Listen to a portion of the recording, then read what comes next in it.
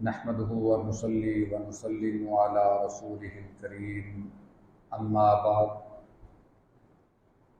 الله اکبر لا الہ الا اللہ واللہ اکبر وللہ الحمد۔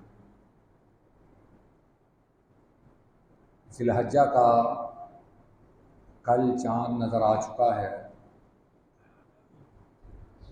آج پہلی تاریخ ہے۔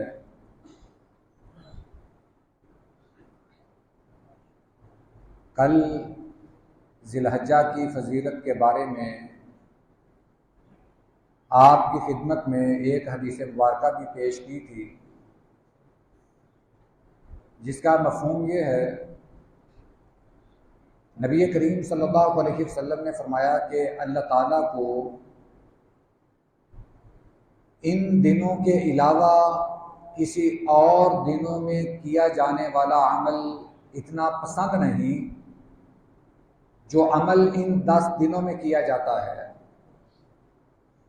صحابہ نے عرض کی، اللہ کے رسول، کیا جہاد فی سبیل اللہ بھی نہیں؟ آپ نے فرمایا کہ ہاں، جہاد فی سبیل اللہ بھی نہیں،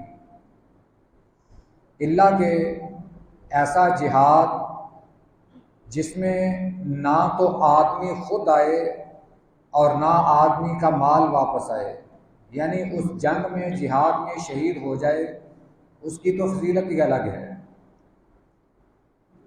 اندازہ کیجئے، ایک جہاد سے افضل ان دنوں میں جو عمل کیا جاتا ہے اسے قرار دیا جانا،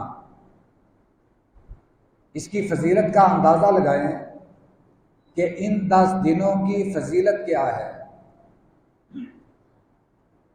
ان کے روزے رکھنا یہ بھی ثابت ہے۔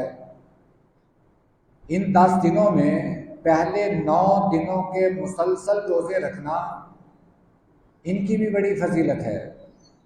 اس کے علاوہ دیگر عبادات اس نیت سے کہ ان دنوں میں کیا جانے والا عمل اللہ کو سب سے زیادہ محبوب ہے، پھر آپ چاہے تو کثرت سے نفل و نوافل پڑھیں، قرآن کی تلاوت کریں، صدقہ خیرات کریں، جتنی بھی عبادت کی جائے ان دنوں میں وہ کم ہے۔ ایک خاص طور پر 9 ذی الحجہ کا روزہ، اس کی تو الگ سے بھی فضیلت ہے، مگر یہ 9 روزے مسلسل رکھنا 10 تاریخ سے پہلے کیونکہ 10ویں دن تو عید ہے، عید والے دن کے روزے سے منع فرمایا گیا ہے۔ پہلے 9 دنوں کے روزے رکھنا یہ اللہ کے ہاں بڑا محبوب عمل ہے۔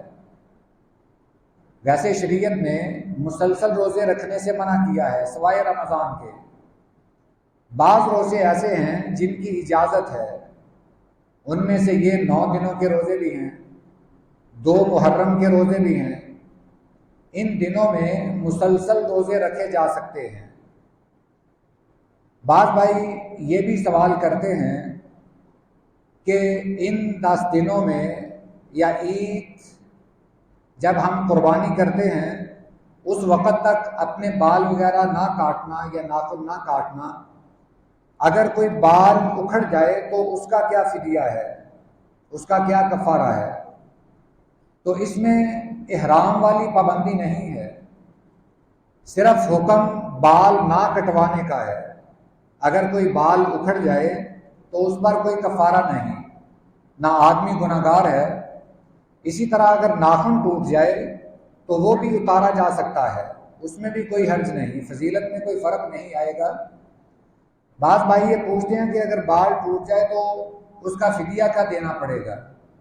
یہ پابندیاں احرام میں ہیں کہ اگر آپ کا بال کٹ جائے، ٹوٹ جائے، اس پر ایک جانور ذبح کیا جائے یا اس کا فدیہ دیا جائے، وہ صرف احرام کی حالت میں ہے۔ جبکہ یہاں صرف پابندی یہ ہے کہ ہم بال نہ کٹوائیں، قربانی کرنے تک اپنے ناخن نہ کٹوائیں۔ اور تیسری بات یہ عرض کرنا چاہتا ہوں کہ ان 10 دنوں میں تکبیرات کہنا بھی ثابت ہے۔ امام بخاری رحمہ اللہ نے ایک روایت تعلیقاً نقل کی ہے جس میں اس بات کا ذکر ہے کہ سیدنا ابو ہریرہ رضی اللہ تعالی عنہ اور سیدنا عبداللہ بن عمر رضی اللہ تعالی عنہما ذی الحجہ کا چاند نظر آنے کے بعد تکبیرات کہتے اور خصوصاً تکبیرات کہنے کے لیے بازاروں میں چلے جاتے۔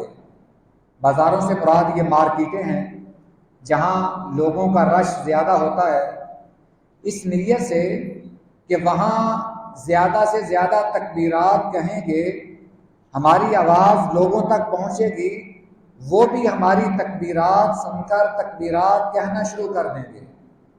یہ نیت لے کر صحابہ کرام مارکیٹوں میں بازاروں میں جاتے ہیں۔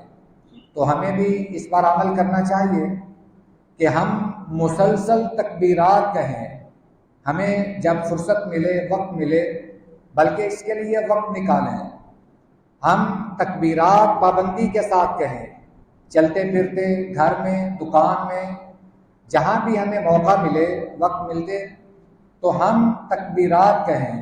تکبیرات کے جو مشہور الفاظ ہیں، جو ثابت ہیں، حضرت عبداللہ بن مسعود رضی اللہ تعالی عنہ سے بھی مروی ہیں، وہ یہ ہیں: اللہ اکبر، اللہ اکبر، لا الہ الا اللہ، واللہ اکبر، اللہ اکبر، وللہ الحمد۔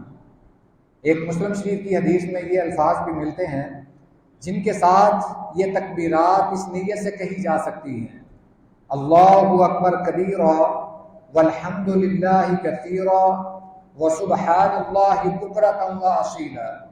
ان دونوں میں سے یا دونوں ہی تکبیرات کثرت سے کہی جا سکتی ہیں۔ ہمیں ان 10 دنوں سے بھرپور فائدہ اٹھانا چاہیے، ہم دیگر عبادات بھی کریں اور پابندی کے ساتھ تکبیرات کہیں، اور خصوصاً 9 ذی الحجہ سے ہر نماز کے بعد بھی بلند آواز سے تکبیرات کہیں۔ اللہ اس کی ہمیں توفیق عطا فرمائے۔ وآخر دعوانا الحمد للہ رب العالمین۔